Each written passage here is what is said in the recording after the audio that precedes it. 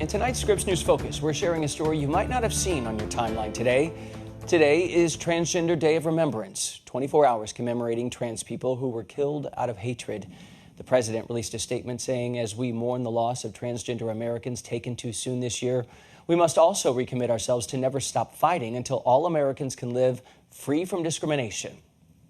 And for the first time in 9 years, the UN Human Rights Committee issued a new report on the state of human rights in the United States. In it, the committee spotlights discrimination against the LGBTQ plus community, pointing at state-level laws that ban, quote, gender-affirming care. That's things like puberty blockers and cross-sex hormones for kids, or restrictions on which bathrooms they can use. The United States, they say, should intensify its federal efforts to combat violence. So we want to dig deeper here tonight about where the U.S. stands on LGBTQ plus freedoms. And back with us tonight is constitutional attorney Andrew Lieb, an expert in discrimination law. And Andrew, you and I are usually wrangling over something that's kind of, I don't know, a little bit lighter fare. This is very serious. And the UN highlights a long list of concerns, including, quote, discriminatory treatment that persons continue to face based on their sexual orientation or gender identity, particularly in access to housing, employment, and treatment in correctional facilities, as well as social stigmatization, harassment, and violence. That is very broad. What is the primary concern in your reading? The primary concern is that people die, Chance. Let's just put that out there. You hear words like discrimination, and you say to yourself, that's abstract. But marginal groups, when marginal groups are targeted with bills like Don't Say Gay, they're told by society that they're the other, that they can be victims. And what we need to remember is in these United States, we have federal laws like Title IX in education, Title VII in employment, Title VIII, which is the Fair Housing Act in housing. And if you discriminate, you're a victim of discrimination. You do have rights. And there's state laws. But Chance, I think the biggest issue, as the UN pointed out, is there's no national unifying committee. So we have a hodgepodge framework of all these different states, and no one can keep track of the laws. But at the end of the day, victims have rights, and they need to step up for themselves, because if they don't, no one else will. So to that point, the UN puts employment discrimination, and I know this is a topic you care a lot about, you're heavily involved in.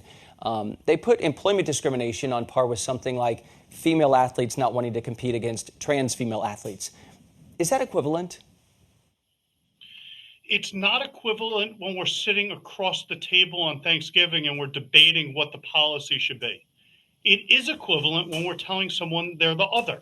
When you look at the debate about athleticism, that's Title IX, that's in schooling and sports, Chance, the thing is that if we're saying it's a table tennis competition, who cares? Maybe there's issues when you look about hormone blockers, about how much someone's testosterone is, as opposed to how their gender identity is. And I'm losing people in the weeds here. But what it really means is if someone has an unfair advantage like steroids by having too much testosterone through a sex change, yeah, that matters. But to just stigmatize all people that identify and they don't go to your norms, your gender norms, is to tell them they're others, which tells them that they're not worthy, which makes them commit suicide at higher rates than anyone else. And Chance, this is not just about transgender. It's not just about LGBTQ. It's about, we have an uptick in issues like anti-Semitism, Islamophobia. We have racism issues. There's so many issues about telling people they're the other. And that's what the UN report is highlighting, that we need stronger overall anti-discrimination laws where people don't feel marginalized to the corners, the outskirts of society, to hide under their bed and cry. That's not the world I want to live in. I hope it's not for you either. So that issue of suicide, that comes up a lot. And obviously, you know, they're doing a lot of research into it longitudinally. I did look up today the homicide rate. And according to HRC, FBI, UCLA data, as far as I can tell, the homicide rate with trans individuals in the U.S. is about half the general population. So it sounds like a lot of the concern that you're talking about is being funneled more toward discrimination. And I wonder, just as someone who's, I don't know if you'd consider yourself part of the movement toward these rights, but to lump things in together, you know, in a report like this, gender identity and sexual orientation, I wonder how that works. Because to me, I'm gay. It seems very imprecise legally, politically, to say something is anti-LGBTQ plus because we're not seeing a lot of bills passed against bisexual people, asexual groups, whatever. Why treat it all as one thing? Well, you're hitting my sweet spot, Chance. I actually used to work. I started my career at Kinsey, sex, gender, and reproduction. I was a no one there. Then I worked at the LGBT network, and I was a grant writer. And I've been fighting this fight my entire career. And I would say to you, it's because that groups that understand other groups are marginalized fight for each other, because we know that if you don't fight for someone else, then there's going to be no one left to fight for you. So yes, it's true that the B, or there's a movement that the LGB should divorce the T and Q, but that's getting into the weeds here again. Really the issue is, and I'll give you an example. I have a lawsuit going on right now about this. You have a school, they allow flags everywhere. They say, hey, you got to get rid of the pride flag, the rainbow flag. Or they say you could have the pride flag, but you got to get rid of the pride progress flag, which emphasizes the transgender community.